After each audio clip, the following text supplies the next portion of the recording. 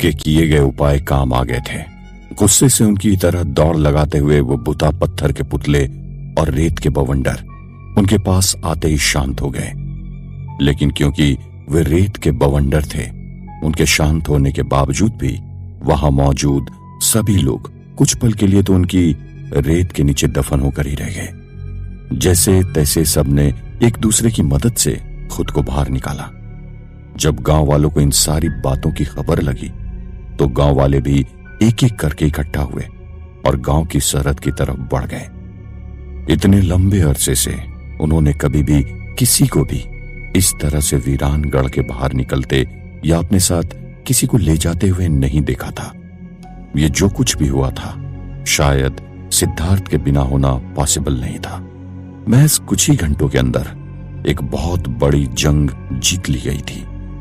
अभी सुबह के 9:30 बजे थे और उन यंगस्टर्स की बॉडीज और उनके दोनों दोस्तों को सिद्धार्थ ने गांव के बाहर पहुंचा दिया था।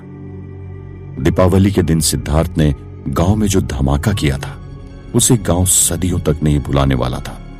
जिस गांव की दीपावली हमेशा से ही अंधेरों से भरी हुई थी, आज दिन में ही भूतों की बलि से वहां जो जगमगाहट हुई थी उसने एक नई रोशनी को जन्म दे दिया था। मतलब आज वहां की दिवाली रोशनी और खुशियों से भरी रहने वाली थी। लोगों ने जब शहरी बच्चों को वीरानगढ़ की सरहद पार करते हुए देखा तो उन्हें एक पल के लिए तो खुद की आंखों पर यकीन ही नहीं हुआ। ऐसा बिल्कुल नहीं था कि गांव वाले 2 यंगस्टर्स की मौत को लेकर दुखी नहीं थे, लेकिन अगर किसी की मौत की वजह से जिंदगी को जीना छोड़ दिया जाए तो फिर वीरानगढ़ तो हमेशा ही मातम में डूबा था। सिद्धार्थ ने जो काम किया था उसके बाद तो क्राइम ब्रांच और पुलिस दोनों ही उसके मुरीद हो गए थे। तो क्या सिद्धार्थ के ऐसा कर देने के बाद वीरानगढ़ के बाहर आना जाना आसान हो जाने वाला था? क्या अब वहां से कोई भी कुछ लेकर जा सकता था? एक्चुअली अभी कुछ भी कहा नहीं जा सकता था। गांव के लोगों में जो जोश था वो इसी बात से जाहिर हो गया था कि लोगों ने सिद्धार्थ को अपने कंधों पर उठा लिया था। पूरा गांव खुशी से झूमने लगा था। बीती रात उन्होंने जिस दहशत को महसूस किया था, इस खुशी ने उस दहशत को भी एक तरफ कर दिया था। लेकिन दिवाली मतलब और अमावस की रात, वो भी वीरानगढ़ में। क्या वीरानगढ़ का अंधेरा खुशी के दियों से दूर होने वाला था? बहरहाल जो कुछ भी हुआ था उसके बाद सिद्धार्थ ने गौरी से सारे शिकवे गिले भुला दिए थे। वो तो गौरी से प्यार करता था। अगर गौरी ने कोई गलती की भी थी तो उस गलती के लिए सिद्धार्थ हमेशा उससे नाराज थोड़ी ही रह सकता था। किसी ने भी नहीं सोचा था कि गांव का माहौल इतनी जल्दी इतना खुशहाल हो जाएगा। सभी लोग अपने अपने घर पहुंच चुके थे। हर आदमी के जुबान पर सिद्धार्थ ही सिद्धार्थ छाया हुआ था। गांव वालों को तो ऐसा लग रहा था जैसे उनके गांव में कोई मसीहा आ गया हो। जहां शाम होते ही लोग 4 दीवारी में कैद होने लगते थे, वहीं कुछ ही घंटों के अंदर लोग एक बार फिर दीपावली की तैयारियों में लग गए थे। घरों के सामने दिए ऐसे जगमगा रहे थे जैसे आसमान से सितारे वीरानगढ़ को जगमगाने के लिए जमीन पर उतर आए हों। लोगों ने अपने घर के सामने तरह तरह की रंग बिरंगी इलेक्ट्रिक लाइटिंग करनी शुरू कर दी थी। गांव इस वक्त सचमुच बहुत ज्यादा खूबसूरत लग रहा था। अभी जो गांव का माहौल था उसे देखकर यह अंदाजा ही नहीं लगाया जा सकता था कि कल इसी गांव में 2 लोग बेमौत मारे गए थे। सिद्धार्थ और गेस्ट हाउस के बाकी लोग भी गेस्ट हाउस को रोशनी से जगमगाने में लगे हुए थे। गौरी गेस्ट हाउस को दियों से ऐसे जगमगा रही थी जैसे वो कोई नई नवेली दुल्हन हो और अपने घर में अपनी पहली दिवाली मना रही हो। सब लोग इतने खुश थे, लेकिन एक शख्स वहां पर ऐसा भी था जो इस काली रात को और भी ज्यादा काली बनाने की कोशिश कर रहा था। वो इस बात को अच्छी तरह से जानता था कि कार्तिक अमावस्या को अगर उसने अपनी तांत्रिक साधना पूरी कर ली तो उसे एक ऐसी वशीकरण शक्ति मिल जाएगी जिससे वो हर एक लड़की को अपने इशारों पर नचा पाएगा। वो बाकी लोगों की तरह ही दुकान पर पूजा का सामान जरूर खरीदने गया था, लेकिन उसने जो सामान खरीदा था वो तांत्रिक पूजा का था। बाकी सभी लोग इस चीज से बेखबर थे।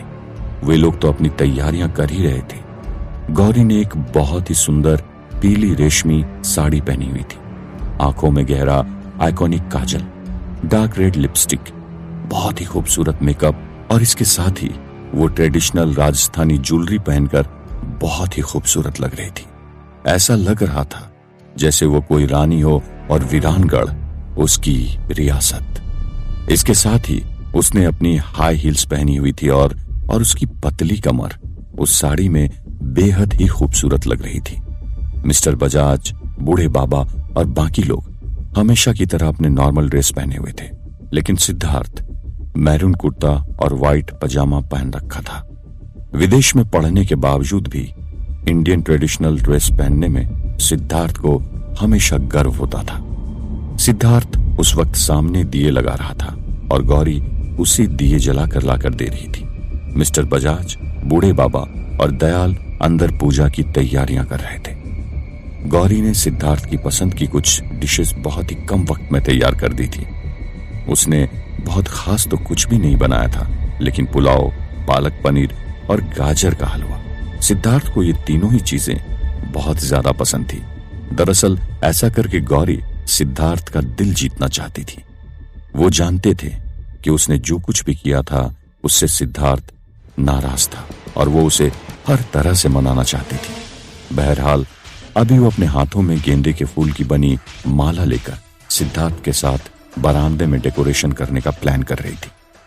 वो अभी माला लेकर आ ही रही थी कि अचानक उसका हल्का सा बैलेंस बिगड़ा और उससे पहले कि वो गिरती, बगल में दिए लगा रहे सिद्धार्थ के मजबूत हाथों ने उसे सहारा दिया।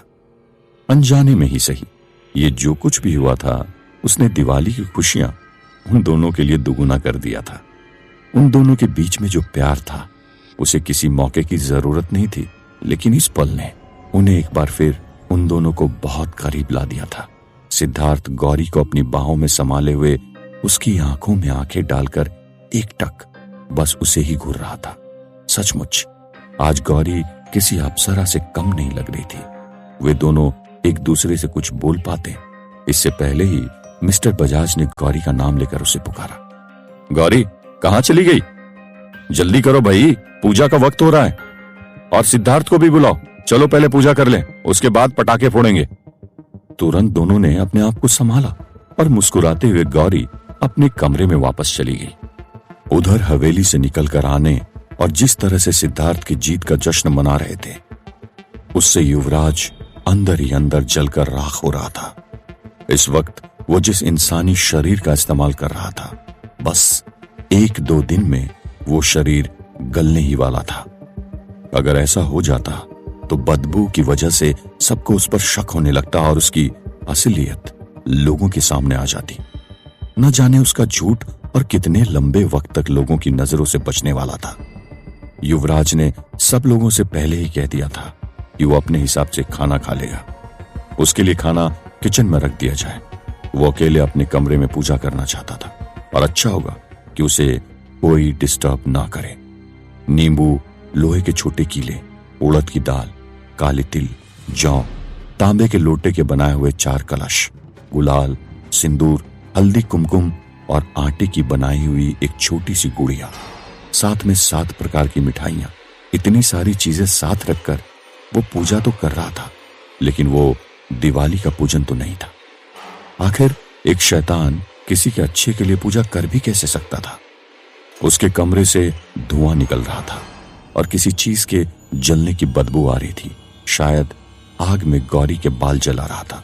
उसने गौरी के दुपट्टे से कपड़ा फाड़कर उस आटे की गुड़िया की साड़ी बनाई थी। उस गुड़िया को उसने पूरी तरह से हल्दी से रंग दिया था और फिर उसके माथे पर कुमकुम से गोल बिंदी बना दी थी। तो वो जो तांत्रिक पूजा कर रहा था, क्या उससे वो सिर्फ गौरी पर ही अपना सम्मोहन करने वाला था? लग तो कुछ ऐसा ही रहा था। वो हर तरह की शैतानी ताकतों का आह्वान करने लगा था। वो गौरी को हर तरह से हासिल करके उसे अपने मकसद के लिए इस्तेमाल करना चाहता था। गौरी के जरिए वो हवेली से जादुई पत्थर को एक बार फिर हासिल करना चाहता था और इसके साथ गौरी के साथ संभोग का सुख लेना चाहता था। अगर उसे एक बार गौरी की तरफ से, गौरी की मर्जी से यह मौका मिल गया तो यह शरीर हमेशा के लिए उसका हो जाएगा। उसके अंदर का हैवान और भी ज्यादा ताकतवर हो जाएगा। पूजा कर लेने के बाद सभी लोग पटाखे लगाने लगे और तभी सिद्धार्थ पर एक हमला हुआ। ये कैसा हमला था? किसने किया होगा सिद्धार्थ पर यह हमला? क्या इस हमले के पीछे युवराज ही था? तो क्या युवराज की वो पूजा कामयाब होने वाली थी? क्या दिवाली एक बार फिर से वीरानगढ़ के लिए सिर्फ अमावस की काली रात ही होने वाली थी? जानने के लिए सुनते रहिए।